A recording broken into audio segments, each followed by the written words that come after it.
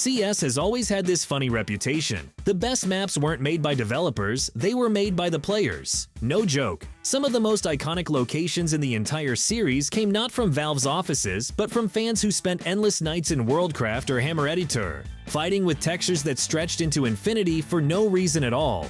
And here's the wild part. Some of these fan-made maps blew up so hard in the community that Valve basically went, "Alright, we're taking this." That's how maps appeared that we can't even imagine Counter-Strike without today. In this video, I'm breaking down the journey of the most iconic community-created maps, from CS 1.6 to CS 2. Maps that started as pure fan passion and somehow became the backbone of the official map pool. And yeah, sometimes players really did build levels better than an entire game studio.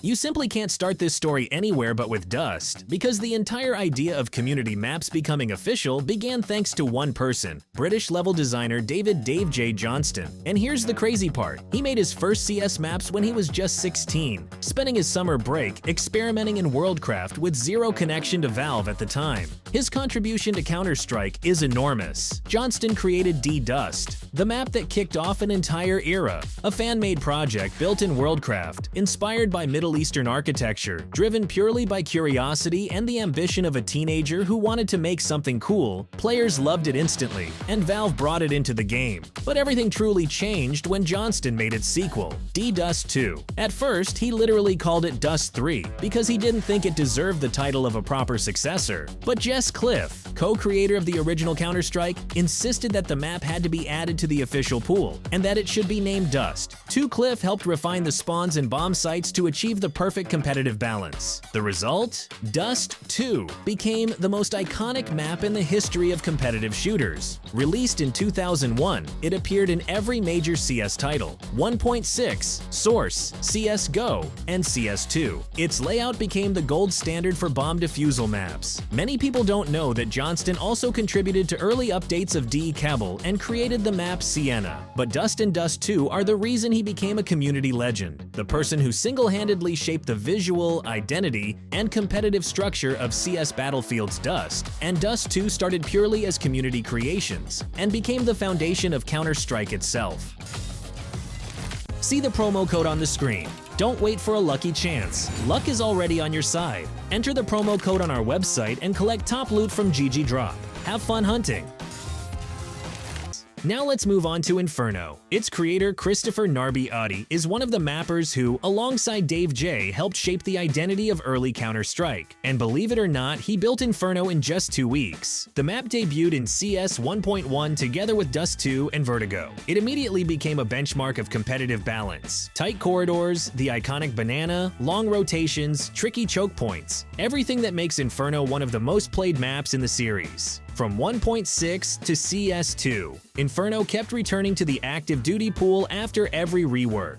But Audie's influence goes far beyond Inferno. He also created Vertigo, a high-rise construction site map that, after years of reworks, became one of the most strategy-heavy maps in competitive CS and made its way into CS2. Inferno stands as a perfect example of a community-created map that became a cultural pillar of Counter-Strike and stayed relevant for more than 20 years. Let's move on to Nuke, one of the most unusual maps in Counter-Strike history. Its creator is Bieg, alias Miitek. When Counter-Strike gained traction, he released his version of Nuke during the early beta. The map was later adopted into the official series and lived through CS 1.6, Source, and Counter-Strike 2. What makes Nuke stand out? It's built around one central structure, a nuclear power plant, with 2 bomb sites stacked vertically. That's rare for CS maps. That design gives completely different attack-defense dynamics. 1 second you're above, the next you're underground. The space becomes 3D in tactical depth.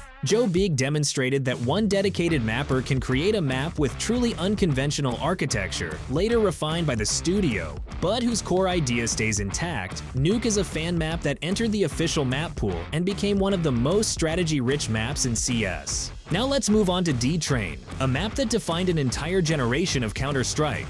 Its creator is the same Christopher Narby, the mapper who shaped the identity of early CS with Inferno, Vertigo, and Aztec. Train first appeared back in the beta days of Counter-Strike. When community mappers worked side by side with the developers, Audi contributed as an external level designer, and his version of Train became the foundation for the map that later entered the official pool. What makes Train special? It's all about long sightlines, harsh angles, layered platforms, and non-stop pressure. The trains themselves form tactical routes, giving both sides opportunities for creative setups. It's a map that rewards precision, planning, and clever utility more than brute force. Train survived every era of CS, from 1.6 to CS:GO, and eventually made its way into CS2 with an updated look.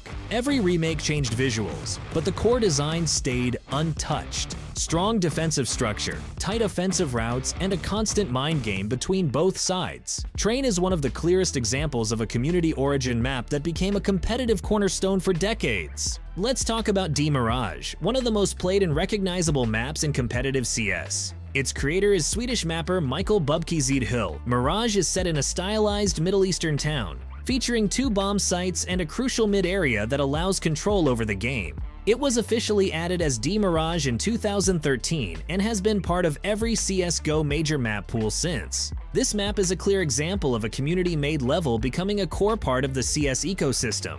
The mapper didn't just make a map for fun, he made a map that top teams competed on. Mirage balances accessibility, strategic complexity, and spectacle. And thanks to maps like this, CS keeps evolving and staying relevant. Now let's talk about D-Cache, a map that holds a unique place in CS history. It's one of the very few maps created entirely by the community, with no initial involvement from Valve, that still managed to enter the official competitive map pool. It was designed by 2 creators, American-level designer Sean FMPONE Snelling and French former pro player Sal Volcano Garazzo, a guy who knew exactly how a map should function at the highest competitive level. The first version of Cache appeared as a fan-made map for CSS. Later it was reworked for CS:GO and officially added to the competitive pool in 2014 with the Arms Deal update. From that moment on, Cache became a true part of the ecosystem, played at majors, shaping metas and defining how teams approached mid-control and fast hits. What made Cache stand out? It struck the perfect balance between simplicity and speed. The layout is flat, readable, and clean, with straightforward duels and a transparent structure. It allowed both aggression and discipline, which is why many pros called it the fairest map in the pool. The next map is Anubis, one of the freshest and clearest examples of a community project rising all the way to the official competitive pool. Anubis was created by 3 authors: Swiss mapper Rold, environment artist Jakuza, and source engine designer 3DNJ. The map originally launched on Steam Workshop as a regular community upload, one of hundreds, but its visual identity and layout quality made it stand out immediately. Valve first added Anubis as a test run to see how players reacted in matchmaking. And something rare happened. Both casual players and pros genuinely liked it.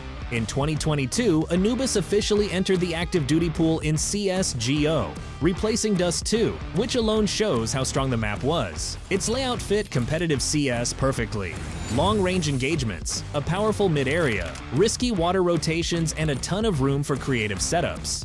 Now let's talk about another strong example of community influence, Ancient. The map was developed by a Brazilian group of community mappers working under the Valve South America initiative, Visa. Creators known for producing high-quality fan maps and experimental projects for CS, Ancient was originally inspired by fan concepts centered around Mesoamerican temple ruins. The goal was to create a map with a heavy immersive atmosphere, thick stone walls, tight corridors, huge carved blocks, something visually and structurally different from anything in the classic CS map pool. When Ancient first appeared in CS:GO, it wasn't immediately placed into the competitive pool. It arrived as an alternative map, a test of how players and pros would respond. And the response was clear. Ancient had personality, strategic diversity, and a design that players kept returning to. Eventually, Ancient officially replaced Train in the active duty pool, one of Valve's most unexpected decisions. When you put everything together, one thing becomes clear. Counter-Strike wasn't shaped only by Valve, it was shaped by the community. Every era of CS started with with a map made by a passionate creator. Dust 2 came from DaveJ, Inferno and Train from Narby, Nuke from Bieg, and newer maps like Cache and Anubis were born straight out of the workshop or independent mapping teams. That's the real strength of CS. The best ideas come from the players. Maps were built in scrappy editors, reworked hundreds of times, tested in tournaments, remade for new engines, and carried across generations, all because someone wanted to push the game forward. Counter-Strike has always been a living organism, and community mappers are its heartbeat. They set the rhythm, defined the style, reshaped the meta, and built the very places where millions of players experience their greatest and worst moments. The history of CS maps is the history of the people who made them, and that's why Counter-Strike keeps evolving after all these years. The game grows together with the community that builds it and plays it.